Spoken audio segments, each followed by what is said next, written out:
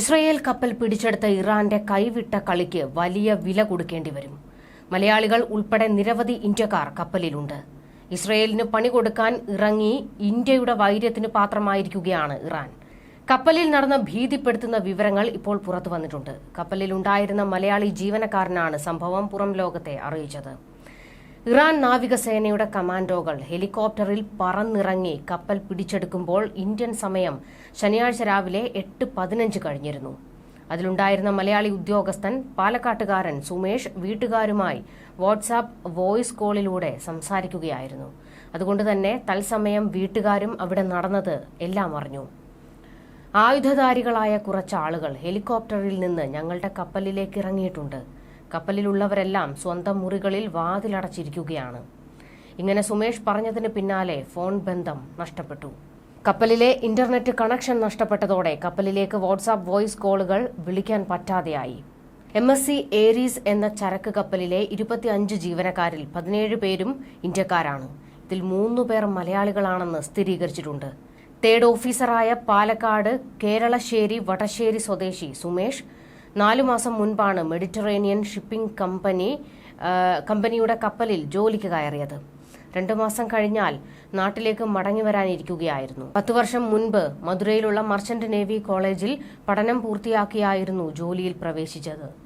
സുമേഷ് കപ്പലിൽ അകപ്പെട്ട വിവരം അറിഞ്ഞ ഉടൻ MSC ജനറൽ മാനേജരുമായും കേന്ദ്ര സർക്കാരിനും കീഴിലുള്ള ഡയറക്ടർ ജനറൽ ഓഫ് ഷിപ്പിംഗ് വിഭാഗത്തിലെ ഡെപ്യൂട്ടി ജനറലുമായും വീട്ടുകാർ ഫോണിൽ ബന്ധപ്പെട്ടിരുന്നു. കപ്പലിലെ സെക്കൻഡ് ഓഫീസറായ PV ധനേഷ് വയനാട് കാട്ടിക്കുളം പാൽവെളിച്ചം പൊറ്റങ്ങോട്ട് കർഷകനായ വിശ്വനാഥന്റെയും ശൈലജയുടെയും മകനാണ്. 2 മാസം പ്രായമായ മകളെ ആദ്യമായി കാണാനെത്താനിരിക്കെയാണ് ധനേഷ് ഇറാൻ സേനയുടെ പിടിയിലായത്. കുഞ്ഞിന്റെ 28 കെട്ട് ചടങ്ങ് ധനേഷ് വന്നിട്ട് നടത്താനിരിക്കുകയായിരുന്നു വീട്ടുകാർ. 8 മാസം മുൻപാണ് ധനേഷ് വീട്ടിൽ നിന്ന് പോയത്. നോട്ടിക്കൽ സയൻസിൽ ഡിപ്ലോമ നേടിയ ധനേഷ് 2009 മുതൽ വിവിധ കപ്പലുകളിൽ ജോലി ചെയ്തു വരികയാണ്. 2020 മുതൽ MSC ഐറിസിൽ സെക്കൻഡ് ഓഫീസറായി ജോലിയിൽ കയറി. ദുബായിൽ നിന്ന് മുംബൈയിലെ നവശേവ തുറമുഖത്തേക്ക് വരികയായിരുന്ന MSC ഏരീസ് എന്ന കപ്പലാണ് ഹോർമുസ് കടലിടുക്കിൽ വെച്ച് ഇറാന്റെ ഔദ്യോഗിക സേനാ വിഭാഗമായ റവല്യൂഷണറി ഗാർഡ് കോർപ്സ് ശനിയാഴ്ച പിടിച്ചെടുത്ത് തീരത്തേക്ക് അടുപ്പിച്ചത്. ലണ്ടൻ ആസ്ഥാനമായി പ്രവർത്തിക്കുന്ന സോഡിയാക് മാരിടൈമിന്റേതാണ് പോർച്ചുഗീസ് പതാക നാട്ടിയ MSC ഏരീസ് എന്ന കണ്ടെയ്നർ കപ്പൽ. കപ്പലിലെ സെക്കൻഡ് എഞ്ചിനീയറാണ് ശ്യാംനാഥ്. 7 മാസം മുൻപാണ് ശ്യാംനാഥ് നാട്ടിൽ വന്നുപോയി. ഇതിനിടെ സിറിയയിലെ നയതന്ത്ര കാര്യാലയത്തിൽ ബോംബിട്ടതിനുള്ള തിരിച്ചടിയായി ഇറാൻ നടത്തിയ ആക്രമണത്തിൽ ഇസ്രയേലിലെ നെഗേവി വ്യോമതാവളത്തിൽ വൻ നാശനഷ്ടങ്ങളുണ്ടായി. ഇസ്രയേലി സൈന്യം ഇക്കാര്യം സ്ഥിരീകരിച്ചിട്ടുണ്ട്. തങ്ങളുടെ 2 സൈനിക ജനറൽമാർ കൊല്ലപ്പെടാനിടയാക്കിയ ഡമാസ്കസിലെ നയതന്ത്ര കാര്യാലയത്തിന് നേരെയുള്ള ആക്രമണത്തിന്റെ സാഹചര്യത്തിലാണ് നെഗേവി വ്യോമതാവളം ആക്രമിച്ചതെന്ന് ഇറാൻ വ്യക്തമാക്കി.